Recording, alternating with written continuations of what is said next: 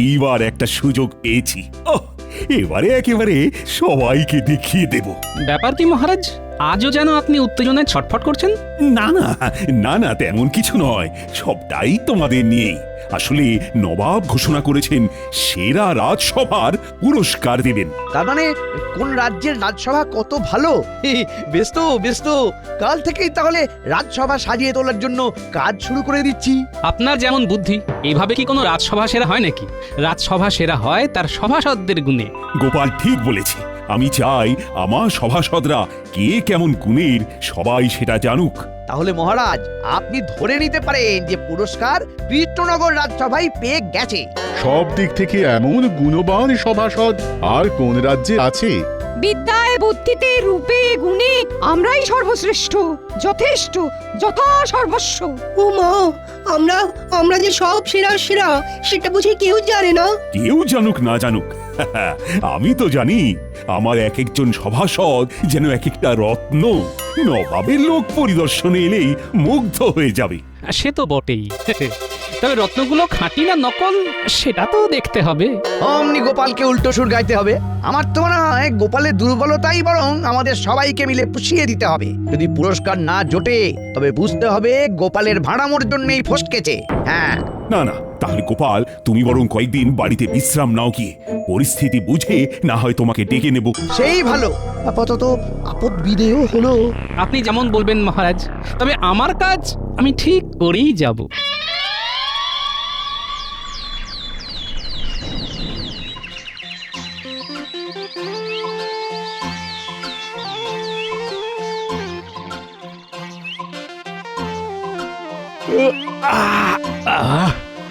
আজ একেবারে জমিয়ে ঘুম হয়েছে, শরীরটা কেমন তরতাজা লাগছে। ওই দেখ, গোপাল দাদু এক্ষুনি ঘুম থেকে উঠছে। তার মানে আজ আর দাদুর কোথাও যাওয়ার তাড়া নেই। তাহলে তো আমাদেরও পৌষ মাস। দাদু এখন বসে বসে আমাদের গল্প শোনাবে। আজ কিন্তু আমরা যেমন গল্প শুনতে চাইবো তাই শোনাতে হবে। বেশ তো, কিসের গল্প শুনবি বল? আজ বরং তুমি আমাদের রাজা রানীর গল্প বলো। দাঁড়া দাঁড়া দাঁড়া, তাহলে আমি বরং একটু জমিয়ে বসি। ব্যাস হয়ে গেল। আর ওনাকে নড়াই কে? মনে মনে যে ওনার কি আছে উনি জানেন।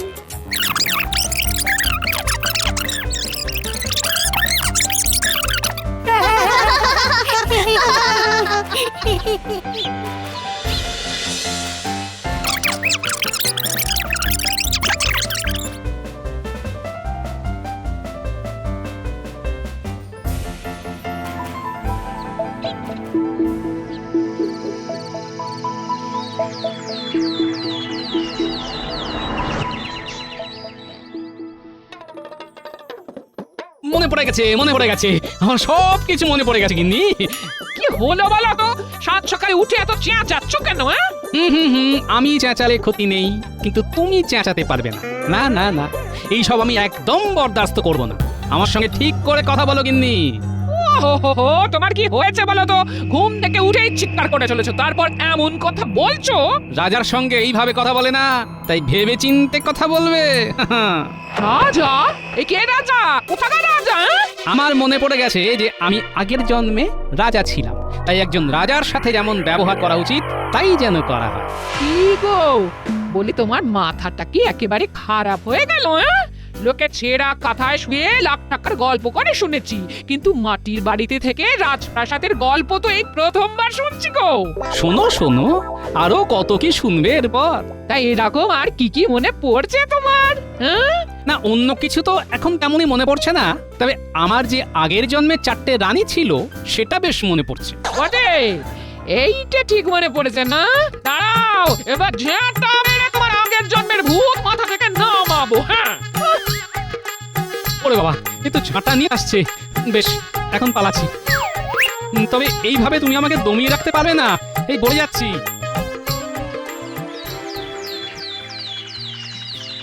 আর তো হাতে গোনা 7 দিন, তারপরেই তো নবাবের লোক রাজসভা পরিদর্শনে আসবে।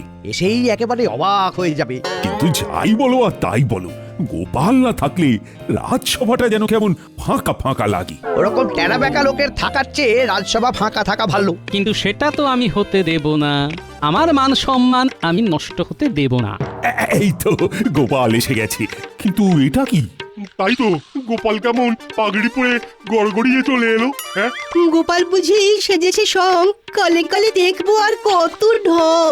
বাবা বাবা, কিন্তু কি কারণ, কোন যুক্তিতে তুমি পাগড়ি পরিধান ঘোরাঘুরি করছং গোপাল? একবার সাহসখানা দেখো, মহারাজের সামনে পাগড়ি পরে চলে এলো। সবাই চুপ করো। তোমাদের সাহস হয় কি করে যে রাজাকে রেখে হাসাহাসি করো? নিজেকে রাজা বলছে, গোপালের কি মস্তিষ্ক বিকৃতি ঘটেছে? মহারাজ, রাজসভা থেকে ছুটি করে দিতেই গোপালের ঘিলু নড়ে গেছে। সবাই কি করছে না করছে, কি বলছে না বলছে, সব কিন্তু আমি দেখে রাখছি। কেউ ছাড় পাবে না। সে না হয় পরে হবে, এখন তুমি যখন এসেই পড়েছো তখন চুপটি করে নিজের জায়গায় গিয়ে বসো দেখি। কোন আসনে বসার কথা বলছেন আপনি? যে সে আসনে বসা কি আমার শোভা পায়? আমি যে আগের জন্মে রাজাধিরাজ নরোধিপতি গোপালচন্দ্র ছিলাম, সেটা যখন একবার মনে পড়ে গেছে, তখন সাধারণ আসন গ্রহণ করা তো আমার পক্ষে সম্ভব নয়। এইসব আবার গোপাল কি বলছে? না না, বাস্তবে কি গোপালের মাথায় কোনো সমস্যা দেখা দিয়েছে মনে হচ্ছে। শোনো গোপাল, শোনো, অনেকক্ষণ ধরে তোমার পাগলামো সহ্য করেছি আমরা। আর নয়, বসলে তোমাকে ওইখানেই বসতে হবে, না হলে রাজসভা ছাড়তে হবে। হ্যাঁ, রাজসভা ত্যাগ করবো তাও ভালো, তবু নিজের মর্যাদার সাথে আপোষ করব না।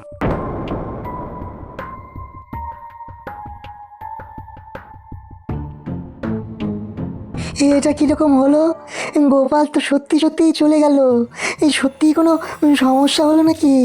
এই বয়সে আকস্মিক এই রকম মস্তিষ্ক বিকৃতি অসম্ভব নয় বটে।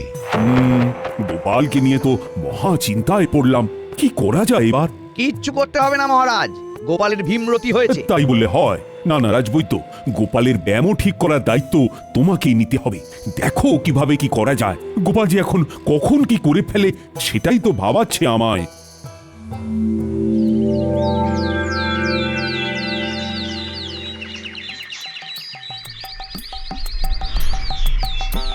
এই তো গোপাল দাদু, তোমাকে কেমন রাজা রাজা লাগছে।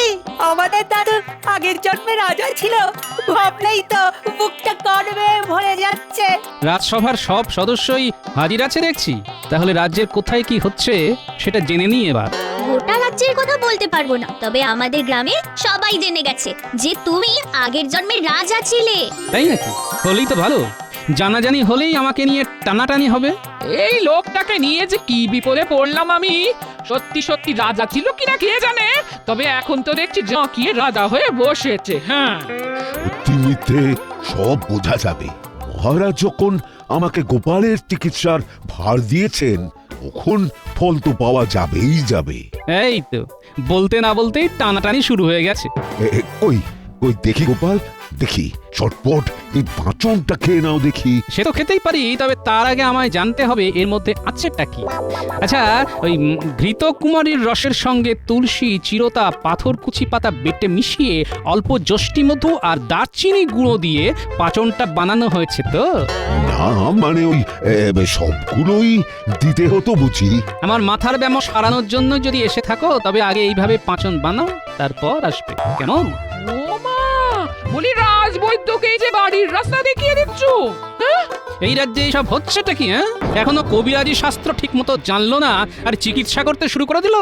মহারাজকে বোকা পেয়ে বেশ চালিয়ে যাচ্ছে। হ্যাঁ, আমার রাজত্বে থাকলে এক্ষুনি রাজ্য থেকে সব কটাকে বের করে দিতাম। না না না না, গোপাল যাতে যাই হোক তাহলে কিন্তু ঠিক। জড়িবুটির নামগুলো মোটেই কিন্তু উল্টো পাল্টা বলেনি। তার মানে আমাকে চিকিৎসা শাস্ত্র নিয়ে আর একটু পড়াশোনা করতে হবে। ধরবার না করে ধরে ধরে পড়তে থাক। নর নরু নরা, নর নরু নরা। তাহলে এখানে এই কাণ্ড? বাচ্চারা পড়বে আর পণ্ডিত মশাই ঘুমিয়ে পড়বে? দাঁড়াও, ওই দেখ, গোপাল দাদু এসে গেছে। তার মানে পণ্ডিত মশাই এবার চাপে পড়ে যাবে। এবার আমি পণ্ডিত মশাইয়ের কাছে পড়তে বসবো। ও পণ্ডিত মশাই, এই দেখুন আপনার দলে নতুন ছাত্র এসেছে, উঠে পড়ুন। এই কে? কোথায়? কেন? প্রশ্ন তো আমি আপনাকে করব। গোপাল এখানেও এসে হাজির হয়েছে। বেশ, কি প্রশ্ন করবে করো। আহা, ব্যস্ত হবেন না, শুধু জবাব দেওয়ার আগে মনে রাখবেন আমি যখন আগের জন্মে রাজা ছিলাম তখন শাস্ত্র চর্চা নেহাত কম করিনি। বেশ, কথা না বাড়িয়ে কি জানতে চাও বলো। তেমন কিছুই নয়, আমি কেবল মৎস্য পুরাণ, স্কন্দ পুরাণ ও মার্কণ্ড পুরাণের কয়েকটা টিকার তাৎপর্য বিশ্লেষণ জানতে চাইছি। মৎস্য, স্কন্দ, মার্কণ্ড সবই তো লন্ডভন্ড। মানে ওগুলো তো ঠিক তেমন ভাবে জানা নেই, তাই তো? হ্যাঁ, মানে না, মানে না না না, আর কোনো মানে বোঝাতে হবে না, মানেটা আমার কাছে জলের মতো পরিষ্কার। মহারাজকে ভালো মানুষ পেয়ে যা খুশি বুঝিয়ে যাচ্ছে না। তবে এবার আমি হাটে হাঁড়ি ভাঙবো। ও বাবা, সে কি কথা? আপনার বিদ্যের দৌড় মহারাজকে জানাতে হবে না। ভাগ্য ভালো যে আমার রাজ্যে আপনি ছিলেন না, থাকলে আপনার পণ্ডিতগিরি আমি বের করে দিতাম। না না, আর থাক না, আর কিছু দিতে হবে না। শুধু দেখবে মহারাজের কানে এই খবরটা যেন না যায়। আমি কথা দিচ্ছি, আমি কদিন পড়াশোনা করে সব ঝালিয়ে নেব। তেমনই হোক তাহলে। এদিকে আমাকে ও বাকি সবাইকে একবার ঝালিয়ে দেখতে হবে।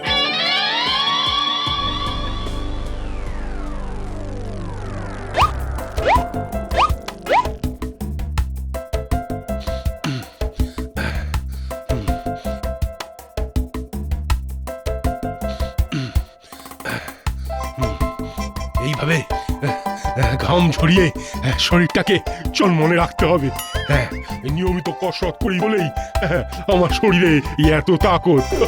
মুগুর নিয়ে তো গা গরম করতে শুরু করে দিলে, কিন্তু তাতে কাজের কাজ কিছু হচ্ছে কি? হচ্ছে বলেই তো করছি।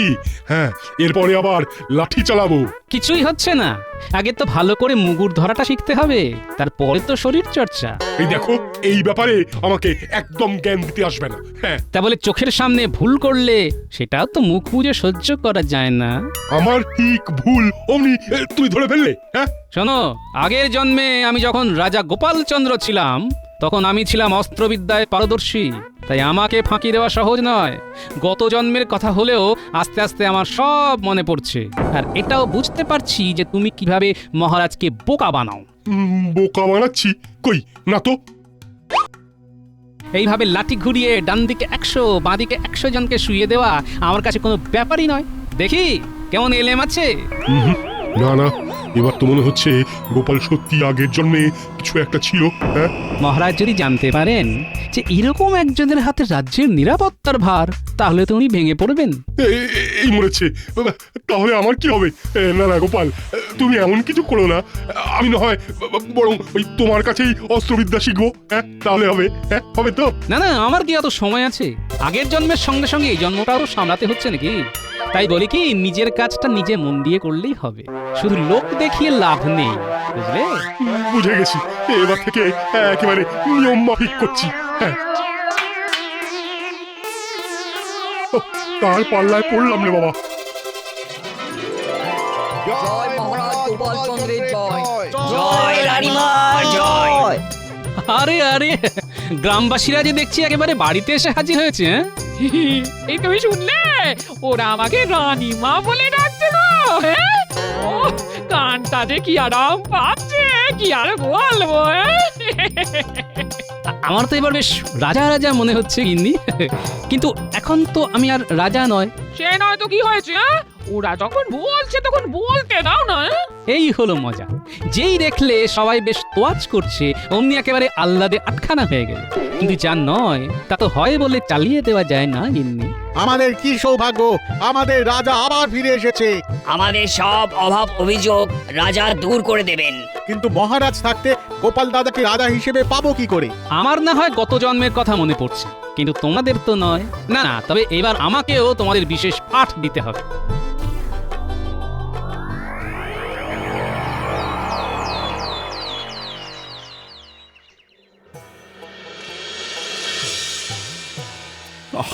বুঝতে পারছি না কি হচ্ছে। একে একে সবাই যে রাজসভায় আসা বন্ধ করে দিচ্ছে। সবকিছুর পেছনে কলকাঠি নাড়ছে তো সেই গোপাল, ওই তো নাটের গুরু মহারাজ। খবর পাচ্ছি যে গোপাল নাকি সবাইকে গিয়ে গিয়ে ভয় দেখাচ্ছে। কবে কোন জন্মে রাজা ছিল কি ছিল না কেউ জানেই না, এখন আবার এই জন্মে ঢেকুর তুলছে। এই কথাটা বিশ্বাস না করলেও এটা তো মানতেই হবে যে জাতিস্বর বলে কেউ কেউ থাকে। আমার গণনা কিন্তু বলছে গোপাল শুধু এই জন্মে নয়, গত 7 জন্মেও ভাঁড়ই ছিল। কিন্তু এই ভাঁড়ই তো সব ছাড়খাড় করে দিচ্ছে। গোপাল যা শুরু করেছে তাতে মহারাজ বরং কাঁথা কম্বল বেঁধে তীর্থযাত্রায় বেরিয়ে পড়ুক এবার। কেন কেন গোপাল করেছেটা কি? গোপাল তো রাজা হয়ে জাঁকিয়ে বসেছে মহারাজ। আগের জন্ম ভুলে যান, এই জন্মেও গোপাল নিজেকে রাজা ভাবছে। হ্যাঁ, বড় কি? দাঁড়াও, গোপাল কত বাড় বেড়েছে সেটা আমি দেখছি। ঘোলা জলে মাছ ধরবার এই সুযোগ, এই তালে মহারাজের মাথায় একটু তেল পাট করে দিই। কি হলো জ্যোতিষী? তুমি যেন মনে মনে কি একটা বিড়বিড় করছো। বলছিলাম কি মহারাজ, আপনি গিয়ে দেখবার আগে আমি নিজেই না হয় একবার গোপালের কাছে যাই। আমি একবার গণনা করে দেখে আসি কোন গ্রহের কি অবস্থান চলছে। ওর কাছ থেকে আপনার কোনো রকম অনিষ্ট হওয়ার ভয় আদৌ আছে কিনা সেটাও তো আমাকে দেখে নিতে হবে। বাহ বাহ বাহ বাহ বাহ, এই তো তুমি দিনে দিনে কেমন বুঝদার হয়ে যাচ্ছ। হ্যাঁ, যাও যাও যাও দেখি, সব রকম গণনা করে হাল হকিকত বুঝে এসো দেখি। গোপালের মতিগতিটা আগাম জানা দরকার। তাহলে যেমন বললাম সবাই সেই মতোই কাজ করো। আর কোনো চিন্তা নেই গোপাল দাদা, কি করতে হবে আমরা সব বুঝে গেছি। আমরা কোনো গন্ডগোল হতে দেব না। তুমি তো শুধু অন্যদেরই এটা ওটা করতে বলতে পারো গোপাল, তোমার নিজের তো কিছুই করার মুরদ নেই। আমার কি আছে আর কি নেই সেটা না ভেবে নিজের কথাটাই ভাবুন না রাজ্যতীষী। সে কি আর ভাবি না ভেবেছো? তুমি শুধু পূর্ব জন্ম আওড়াচ্ছ, কিন্তু আমি ভূত ভবিষ্যৎ বর্তমান সব জানি। রাজ্যতীষী রেলে মাঝে বলতে হবে। তাই তো দেখছি কত কি জানেন, কত কি বলে দিতে পারেন। তাহলে আপনি যখন এত কিছুই জানেন, তখন আমার কি রাশি, আমার উপর কোন গ্রহের কি অবস্থান, কিসে অমঙ্গল, কিসে করলে ভাগ্যদোষ কাটবে সেটা বলে দিন দেখি। তোমার রাশি? কেন জানেন না? আমার তো সাঁড়াশি। সেটা আবার কি রাশি? এরকম কোন রাশির খবর তো আমি জানি না। আপনি তো অনেক কিছু জানেন না, আপনি নিজের ভাগ্যটাই ঠিক করে জানেন না। তুমি বললেই হবে? সূর্য, চন্দ্র, বাকি সব নক্ষত্র আমার হাতের তালুতে এসে বসে আছে, আমার কোনো ক্ষতি হবে না। তাই না? এটা কি রকম হলো?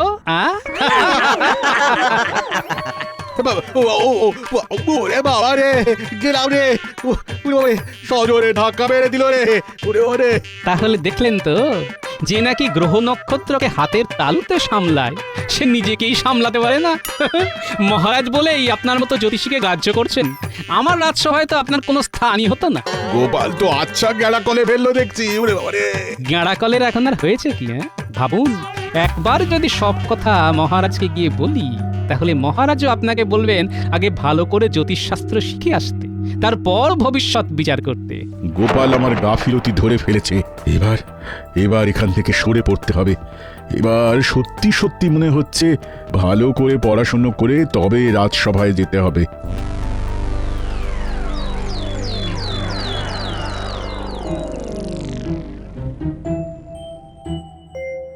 কই, এখনো তো রাজ্যতীষী এসে কোনো খবর দিল না। তবে কি গোপাল আরো বেশি রকম কোনো বাড়াবাড়ি করছে? যার যেটা ধর্ম সেটা তো সে করবেই মহারাজ। কার ধর্ম নিয়ে আলোচনা করছেন মন্ত্রী মশাই? কার আবার? এখন তো সব আলোচনার মধ্যমণি তুমি গোপাল। কিন্তু মহারাজের মুখ দেখে তো মনে হচ্ছে মহারাজও যেন কি একটা ব্যাপারে উদ্বিগ্ন। তুমি যে বাড়াবাড়িটা করছো সেটা কিন্তু আর বরদাস্ত করা যাচ্ছে না গোপাল। যা বাড়ার বেড়ে গেছে মহারাজ, আর তো কিছু বাড়বে না, কারণ পুরো ব্যাপারটাই তো বানানো। দেখেছেন মহারাজ, এবার বেগতিক দেখে নিজেই কেমন স্বীকার করে নিয়েছে। তার মানে তোমার পূর্বজন্মের ব্যাপারটা সম্পূর্ণ মিথ্যে? ঠিকই তাই, তবে যতটুকু যা করেছি সেটা মহারাজ আপনার রাজসভার মান বাড়ানোর জন্যই করেছি। কেমন ভাবে, কি মান বাড়ালে শুনি? সেটা তো যাদের মান বাড়লো তারাই বলবে, আমি আর নিজের মুখে কি বলবো মহারাজ। কই গো, এসো সবাই। গোপাল ঠিকই বলেছে মহারাজ। গোপাল ধরিয়ে দেওয়ার পরেই আমি অস্ত্র চালানোর কৌশল ভালো করে রপ্ত করতে পেরেছি। গোপালের জন্যই আমার শাস্ত্রপাঠ আরো সরগর হয়েছে মহারাজ। গোপাল কিন্তু আমারও ভুল আর দুর্বলতা ধরিয়ে দিয়েছে। গোপাল তো আমায় চোখে আঙুল দিয়ে দেখিয়ে দিয়েছে যে আমাকেও নিজেকে শুধরে নিতে হবে। গোপাল তুমি সবার উপরে কি এমন জাদু করেছো বলো তো যে সবাই এইভাবে তোমার গুণগান করতে শুরু করলো?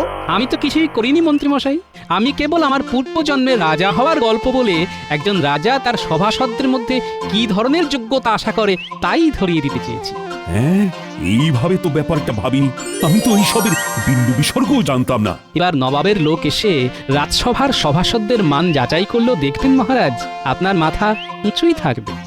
সবই না হয় বুঝলাম, কিন্তু শুনলাম নাকি আমি থাকতেও প্রজাদের সামনে তুমি রাজা হয়ে জাঁকিয়ে বসেছো।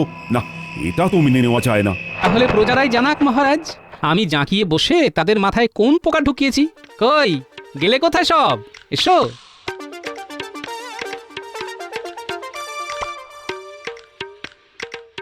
প্রণাম মহারাজ। আমাদের রাজা মহারাজ কৃষ্ণচন্দ্রই। গোপাল দাদা আমাদের সেই পাঠই পড়িয়েছে। আমরা গোপাল দাদাকে রাজা ভেবে যে ভেট দিতে এসেছিলাম, গোপাল দাদা সেই সব মহারাজকে এনে দিতে বলেছে। গোপাল দাদা আমাদের শিক্ষা দিয়েছে যে অতীত নয়, বর্তমানটাই আসল, আর বর্তমান মহারাজার হাতে। বাহ বাহ, চমৎকার! কি উন্নত বিচার! না না গোপাল, তুমি সত্যিই দেখিয়ে দিয়েছো যে আমার সভার রত্নরা খাঁটি না ভেজাল। তবে সবার বিচার হলেও মন্ত্রীকে তো যাচাই করা হলো না। সেটা নিয়ে ভাবতে হবে না। আগের জন্মে যখন আমি রাজা ছিলাম তখন আমার যে মন্ত্রী ছিল সে খুব কাজের ছিল, তাই তাকেই না হয় খুঁজে এনে মন্ত্রী মশাইয়ের জায়গায় বসিয়ে দেওয়া হবে। বাঁচা গেছে যে গোপাল আমাকে নিয়ে কোনো কল খাটায়নি, না হলে যে কি হতো। কি আবার হতো? 3 বার ফাঁসি আর 4 বার জেল।